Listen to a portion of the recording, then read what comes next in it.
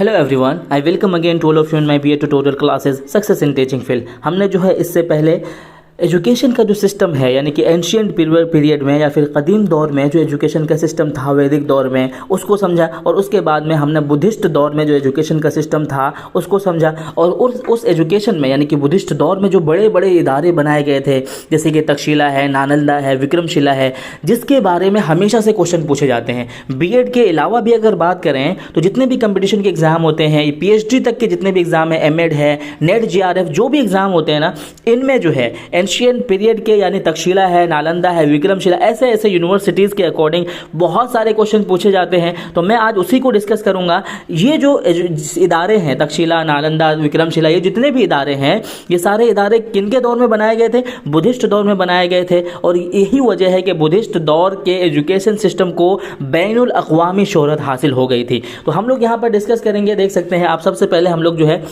तक्षशिला के बारे में पढ़ेंगे। देखिए, मौजूदा रावलपिंडी पाकिस्तान शहर के तकरीब 35 किलोमीटर मगरिब में इसका क़याम हुआ था, जो गंधार दौरे हुकूमत के ज़ेरे इंतज़ाम था। ये ध्यान रखना है, किसके हुकूमत था? गंधार दौरे हुकूमत के ज़ेरे क्या कहते हैं इंतज़ाम था। ये तालीमी इदारा वैदिक ज़माने में भी मारूफ था। देखिए, ये जो इदारा सबसे ज़्यादा शोहरत पाई है, कब पाई है? ये बुद्धिस्ट दौर में पाई है, लेकिन इसकी तारीख ये बताती है कि इसका जो 1500 साल पहले के जो ज़माना है वो वैदिक दौर जो है वहाँ भी देखने के लिए मिलता है ये तक्षशिला इदारा। जैसे बुद्ध ओहद में बहुत ज़्यादा शोहरत और तरक्की मिली, यहाँ पर आकर के लेकिन शोहरत और बहुत तरक्की मिली। हो सकता है कि बुद्धिस्ट का जो नॉलेज का सिस्टम था वो बहुत बढ़ा और जिसके बिहार पर इसको बहुत शोहरत मिल गई।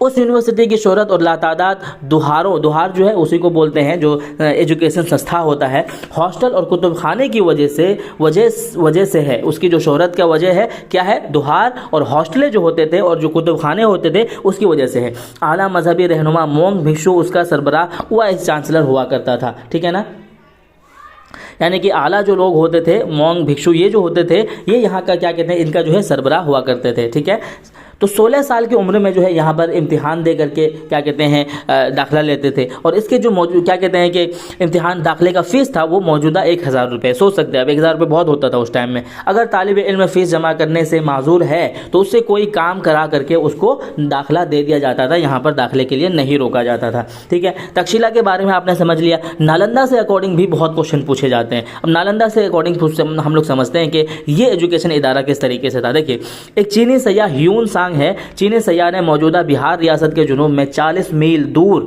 नालंदा में एक शहर आफाक तालीम गाह की तफसील बताई है। इन्होंने बताई है, किन्होंने? ह्यून सांग ने बताई है। महात्मा बुद्ध के बहुत करीबी साथी थे और बुद्ध मजहब के निहायत अहम रुकन सरी पिता के जाय पैदाइश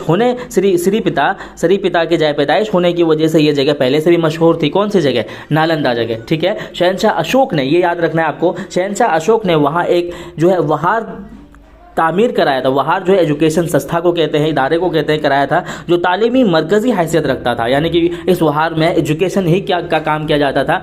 बाद में गुप्त शहंशाहों ने नालंदा यूनिवर्सिटी की बहुत सरपरस्ती की और ये तालीमी इदारा तेज़ी से तरक्की किया। दो बात आपको याद रखना है, कौन सा? एक शहंशाह अशोक और दूसरा जो है गुप्त शहंशाहों ने इसकी बहुत तरक्की की, ये पूछा जाता है। ठीक है ना, बुद्ध दौर की सबसे बड़ी यूनिवर्सिटी के फ़रोग़ देने में उस ओहद के शहंशाहों ने बढ़ चढ़ कर हिस्सा लिया। ठीक है, बहुत सारी चीज़ें भी दी इन्होंने। कई गुप्त राजाओं ने, ठीक है, गुप्त शहंशाहों ने इनकी मदद की। तो कई गुप्त राजाओं ने उस अजीम बुद्ध तालीमी मरकज़ में मज़ीद वहार और खानकाहें बनवाई। तारीख शाहिद है कि 11वीं सदी तक ये तालीमी इदारा तरक्की करता रहा। ठीक है, तरक्की करता रहा। उसके बाद देखिए क्या कहते हैं कि कई गुप्त राजाओं ने इसकी हेल्प की। ठीक है, और उसके बाद जो है मरकज़ बनाया गया, खानकाहें बनाए गए। तारीख शाहिद है कि 11वीं सदी तक के तालीमी इदारा तरक्की करता है। यूनिवर्सिटी का अहाता 1 मील लंबा और आधा मील जो है चौड़ा होता था, जिसमें मुतअद्दिद खानकाहें थे, सो बनाए गए थे। ठीक है, मरकज़ी कॉलेज से मुल्हक क्या कहते हैं 7 हॉल हुआ करते थे। सोचिए 7 हॉल कितना बड़ा होता है। उसके अलावा जो है कमरे जमात में 300 छोटे बड़े बड़े कमरे होते थे। कई मंजिला इमारतें थी, है ना। उसमें कैंपस बनाए गए थे। यूनिवर्सिटी साफ शफाफ गहरे पानी का तालाब भी था। उस कैंपस के इर्द गिर्द 4 दीवारी बनाई गई थी। आसार कदीमा की खुदाई के बाद जो है 13 ऐसी खानकाहों का पता चला जिनमें कि तलबा के लिए क़याम का इंतज़ाम था। तो ये सारी चीज़ें जो है उस दौर में बनाया गया और ये बहुत बड़ी बात है। और एक चीज़ आप यहाँ पर देख सकते हैं, क्या कहते हैं कि उस अजीम, देखिए यहाँ पर, उस अजीम इदारे के मुतालिक मशहूर मुअर्रिख जो है UN चैंग ने लिखा है कि उस निज़ाम तालीम के कई हज़ार अराकिन थे। सोच सकते हैं, कई हज़ार अराकिन थे जो सबके बड़े काबिल और बुलंद पाए शोहरत याफ्ता आलिम और मुफक्किर हुआ करते थे उस तालीमी इदारे के सरबराह और इल्म फज़ल में, यानी कि यहाँ के जितने भी लोग होते थे बहुत आला तालीम के होते थे। और उसके अलावा जो है AS एल्टेकोल ने एक शागिर्द की निगरानी में 9 तलबा की तालीम हासिल करने की बात की है। तो इस तरह से बहुत सारे लोग हैं। आइसांग हैं, उन्होंने भी लिखा है कि बहुत शोहरत, क्या कहते हैं, उन्होंने लिखा है कि मैं बहुत खुश हूँ कि मुझे ज़ाती तौर से तहसील इल्म का मौका हासिल हुआ और वरना मुझे जो है, क्या कहते हैं, इल्म मुझे इस तरह की हासिल कभी नहीं हो पाती। तो ये जो है, ये यहाँ के, क्या कहते हैं, शोहरत है नालंदा की। उसके अलावा देखेंगे हम लोग जो है विक्रमशिला भी एक बहुत बड़ा इदारा था जो कब बनाया गया था, बुद्धिस्ट एजुकेशन सिस्टम में बनाया गया था। देखिए, पाल दौरे हुकूमत में धर्मपाल बादशाह, ठीक है, धर्मपाल बादशाह जिसका ओहद क्या था 770 से 810 था, उसने उसको कायम किया। किसने कायम किया? देखिए, धर्मपाल जो है, पाल बादशाह में से जो है धर्मपाल ने इसका क़याम किया, विक्रमशिला को। ये मगध खत्ते में गंगा नदी के क्या कहते हैं कि किनारे आबाद था। यहाँ के असातिज़ा आला पैमाने पर तिब्बती तारीख से होते थे, आलिम होते थे। तिब्बती तारीख से पता चलता है कि बुद्ध मज़हब की बहुत सी किताबों का तिब्बती ज़बान में तर्जुमा उसी मरकज़ में हुआ था। ये भी देखिए, यानी कि ये समझ में आता है कि यहाँ के मरकज़, क्या कहते हैं, ट्रांसलेशन का भी यहाँ पर एक बहुत बड़ा इदारा था।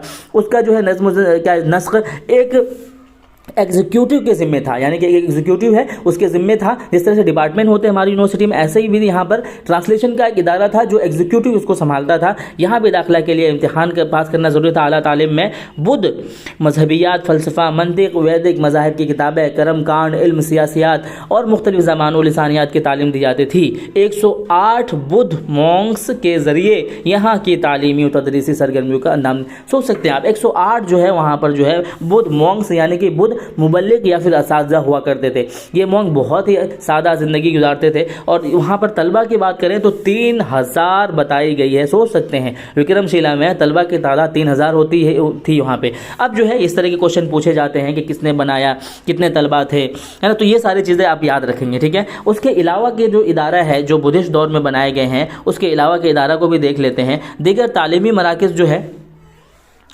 ना, मज़कूरा तीनों आलमी शोहरत याफ्ता जामिया तक्षशिला, नालंदा और विक्रमशिला के अलावा बुद्ध ओहद में मुख्तलिफ़ ख़ित्तों में मुतअद्दिद तालीमी इदारे भी कायम किए गए थे, ठीक है। अब जिनमें कौन कौन से आते हैं ये देख सकते हैं। जिनमें 7वीं सदी ईस्वी का मशहूर बुद्ध तालीमी मरकज़ वल्लभी भी था जो काठियावाड़ के करीब वाक़ था। उसके अलावा मुतअद्दिद बुद्ध खानक़ाह हैं और तालीमी मराकज़ जैसे कि जैनदार जो कश्मीर में था, चेनापति जो पंजाब में, उसके बाद जो है मतीपुर जो यूपी में, कन्नौज तो देख आप जानते ही हैं यूपी में, और जो है हरियाणा जो है यूपी में, अमरावती के अलावा बिहार और बंगाल के मुतअद्दिद इलाक़ों में कायम थे। तो ये था आपका पूरा हिस्ट्री जो कि बुद्धिस्ट दौर में इतना बड़ा एजुकेशन सिस्टम कायम था जिसकी वजह से बैनुल अक़वामी इनको शोहरत हासिल थी। तो आपको वीडियो किस तरीके से लगी? वीडियो से रिलेटेड कोई भी सुझाव हो, कोई भी मशवरा हो कि वीडियो इस तरह से बनाना चाहिए, तो मैं आपको उसी तरह से चीज़ें प्रोवाइड करने की कोशिश करूंगा। और वीडियो अगर आपको अच्छी लगी हो तो आप इसको लाइक, सब्सक्राइब और दूसरों तक भी पहुंचाएं। Thank you so much video देखने के लिए।